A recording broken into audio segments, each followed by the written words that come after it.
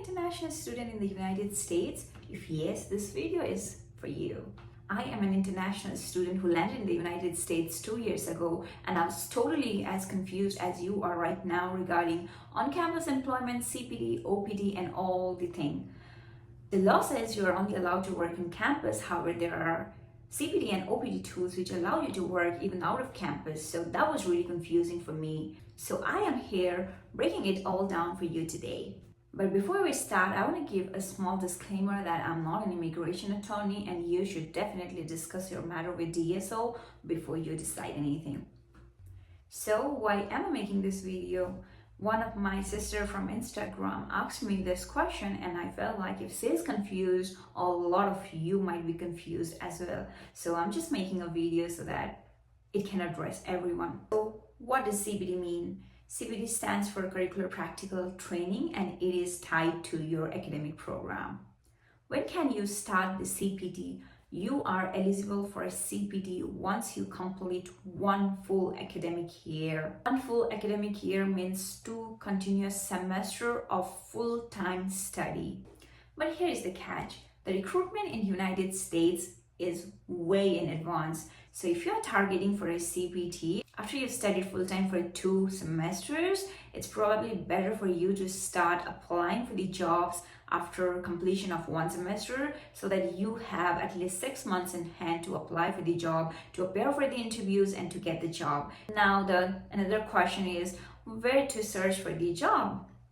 As an international student, if your university has handshake and if it has tie-ups with companies, the job will be posted in the handshake, and that's probably the best way to search for the job because they are the unique job that the companies posted for students like you, particularly for you.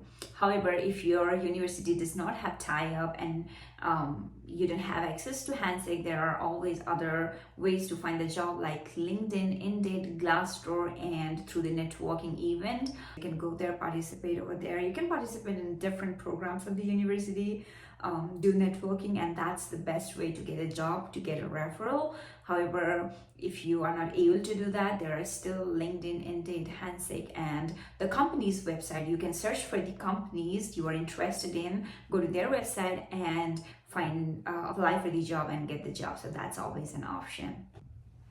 Now moving to the next question, the biggest myth of the international students is, does the CPT eats up my OPT time? If I do the CPT, will it impact on my OPT or not? A lot of people think that if they do CPT, that will automatically eat up their OPT time, and that's only partially true. That is true if you do your CPT for full time for more than 12 months. However, if you work part-time or if you work full-time for less than 12 months, it does not have any impact on your OPT and you are eligible for the full-time OPT. Do you need proof of residency to work for the CPT? Well, you just need your passport and I-20. CPT is designed for international students, so you just need your passport and a valid I-20.